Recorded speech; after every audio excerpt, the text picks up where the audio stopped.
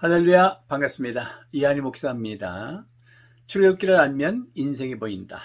오늘 출애굽기 이제 18장 13절부터 말씀 읽어드리겠습니다. 이튿날 모세가 백성을 재판하느라고 앉아있고 백성은 아침부터 저녁까지 모세 곁에 서 있는지라. 모세의 장인이 모세가 백성에게 행하는 모든 일을 보고 이르되 네가 이 백성에게 행하는 일이 어찌 됨이냐? 어찌하여 네가 홀로 앉아있고 백성은 아침부터 저녁까지 네 곁에 서 있느냐? 모세가 그의 장인에게 대답하되 백성이 하나님께 물으려고 내게로 옴이라. 생략하고요. 21절 너는 또 온 백성 가운데서 능력 있는 사람들 곧 하나님을 두려워하며 진실하며 불의한 이익을 미워하는 자를 살펴서 백성 위에 세워 천부장과 백부장과 50부장과 10부장을 삼아 그들이 때를 따라 백성을 재판하게 하라. 큰 일은 모두 네게 가져갈 것이요 작은 일은 모두 그들이 스스로 재판할 것이니 그리하면 그들이 너와 함께 담당할 것인즉 일이 네게 쉬우리라. 네가 만일 이 일을 하고 하나님께서도 네게 허락하시면 네가 이 일을 감당하고 이 모든 백성도 자기 곳으로 평안히 가리라. 이제 5대 광야, 마지막 광야를 저희들이 보고 있습니다. 오늘의 핵심 포인트는 지도자의 약점이 보일 때, 지도자의 리더십의 한계가 보일 때, 한계가 있을 때 우리가 어떻게 해야 되느냐라고 하는 것입니다. 그것도 일종의 광야예요. 지도자 입장에서도 광야하고 또 그것을 보는 우리 교회로 말한다면 담임 목사님에게서 약점이 보이고 한계가 보이는 성도들의 입장에서도 광야를 만난 거죠. 이럴 때 갈등하게 되니까. 그래서 이제 마지막 광야 5번째 광야인데 이것을 어떻게 해결할 건가? 오늘 본문 말씀에 이드로 모세의 장인 얘기가 나와요. 미디안의 제사장이다 그러는데 이분이 어떻게 신앙을 가졌는가? 또 여러 가지 학자들의 의견들이 있어요. 근데 이 미디안은 사실은 아브라함의 저 그두라의 아들, 네 번째 아들 이 미디안의 후손으로 보고 있어요. 학자들이 볼 때. 그러니까 이드로는 그 미디안의 제사장이니까 아브라함의 후손이라는 거죠. 그래서 신앙을 가지고 있을 수도 있다. 모세가 광야 40년 훈련 받을 때 장인 이드로, 그러니까 딸을 십보라를 만나죠. 십보라죠.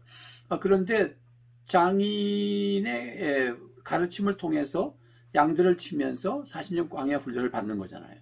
그러니까 전혀 신앙이 없다 그렇게 볼 수는 없는 겁니다. 그래서 어쨌든 간에 지금도 보면은 18장에 보면은 이제 모세가 출애굽해서 홍해를 기적같이 건넌 얘기를 하니까 이드로가 하나님 앞에 찬양도 하고 그래요. 영광 돌리고 신앙이 있는 분이죠.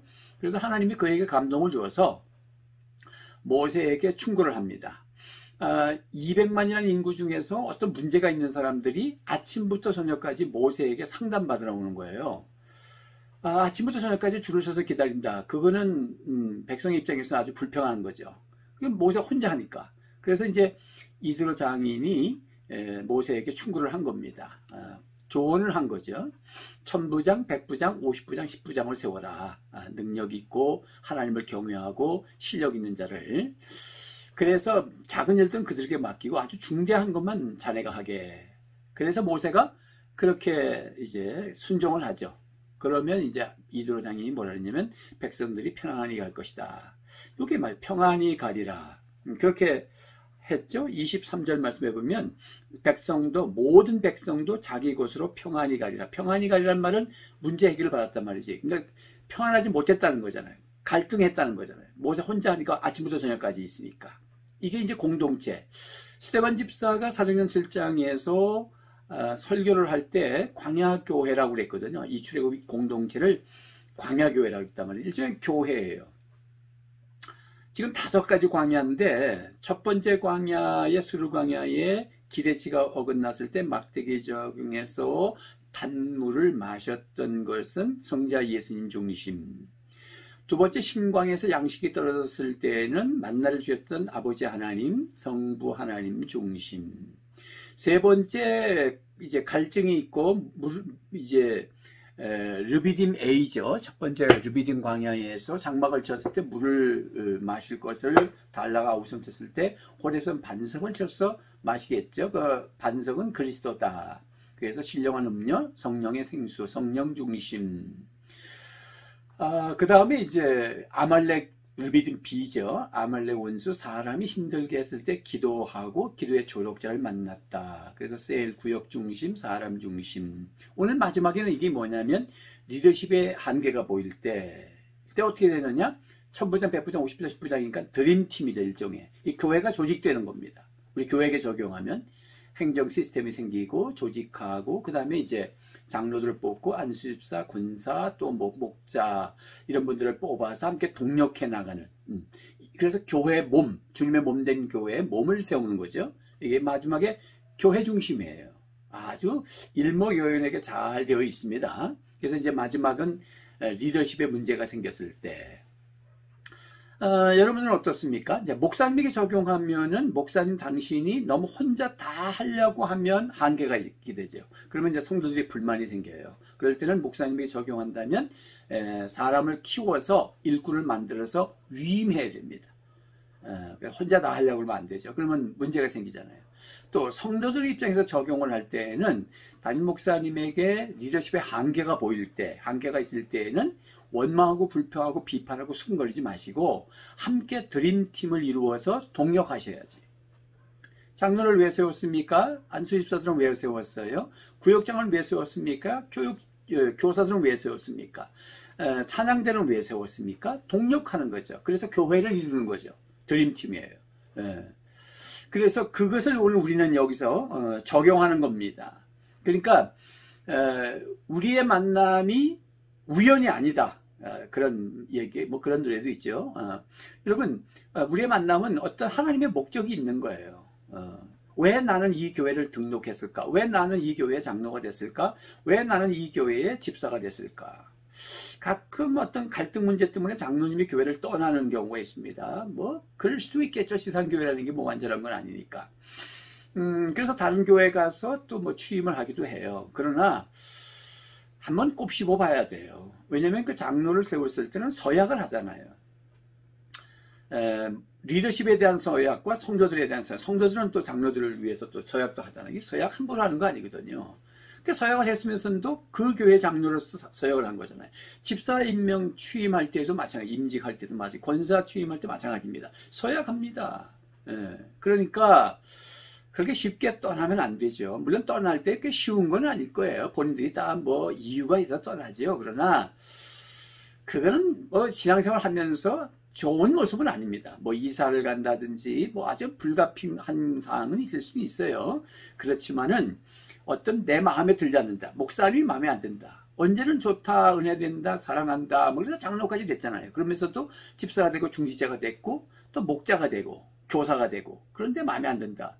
마음에 안 들 때는 어떻게 되냐면 오늘 말씀의 핵심이 뭐냐면 하나님께서 이들을 통해서 모세에게 조언한 거잖아요. 1000부장, 100부장, 50부장, 10부장을 세워서 동력해서 드림팀이 돼서 킹덤 빌더, 교회를 세워라, 몸을 세워라. 이게 주님의 뜻이잖아요. 그러니까 불만이 있으면 무엇이 불만인지를 생각하시고 그 부분을 내가 채워드려야지. 예를 들어서 뭐 나는 뭐 설교자가 아닌데 설교에 불만이 있는데 내가 어떻게 채웁니까?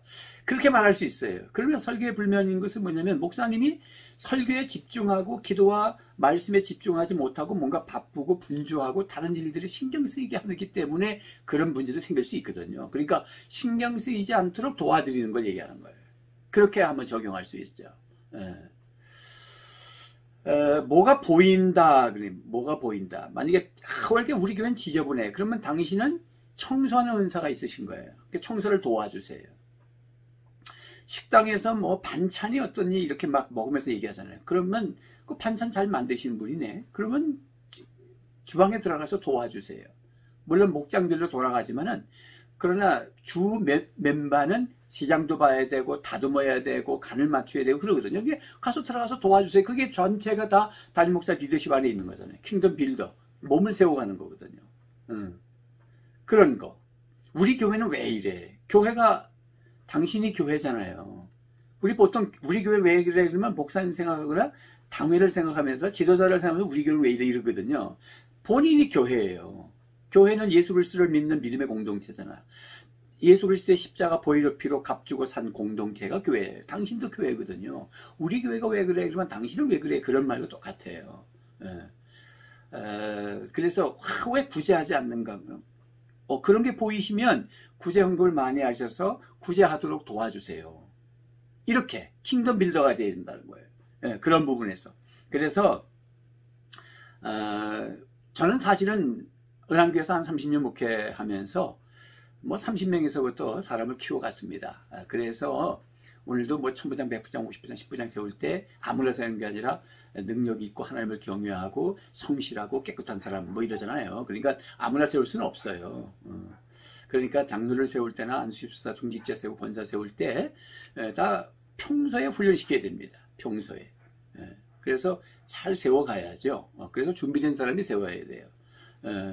특히 장로님들은 장로의 사명이 8가지인지 그 중에 한 가지만 장로가 행정하게 되어 있고 나머지 7가지는 담임 목사의 설교를 성도들이 잘 듣고 제대로 사는지를 살펴서 목양하게 되어 있어요. 근데 장로님들이 보통 보면 목양은 잘 안 하시고 이제 대표기도 한 번씩 올라오는 것, 그 다음에 이제 행정 당회하고 뭐 이렇게 해서 의논하고 이런 것만이 장로 직분이라고 생각해요.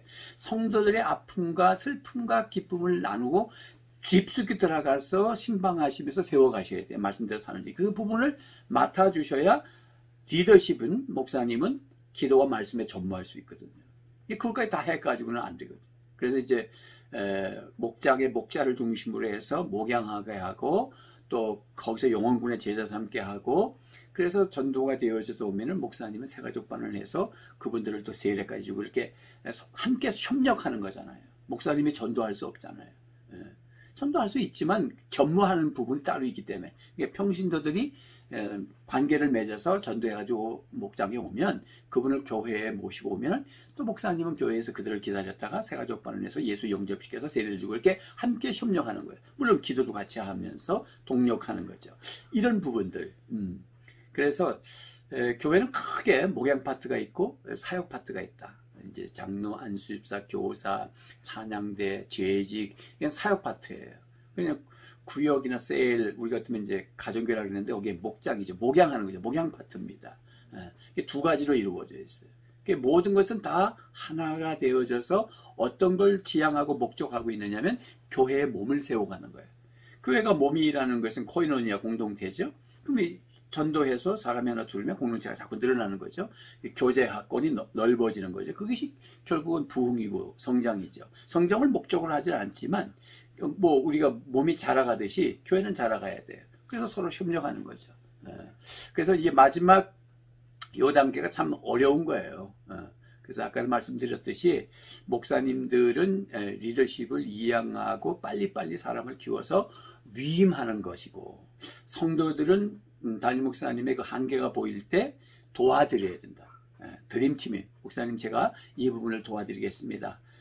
기도하고 말씀에 전무하시도록 제가 뭐 잘은 못하지만 최선을 다하겠습니다. 목사님 걱정하지 마십시오. 그런 멋진 장로님들이 되세요. 그런 집사님들이 되시고요. 일거리가 되지 마시고 일꾼이 아니라 일거리를 만들고 마치 이제 장로님들이 이런 생각을 하시는 분들도 계세요. 이제 목사님의 조력자보다는 이제 검증한다.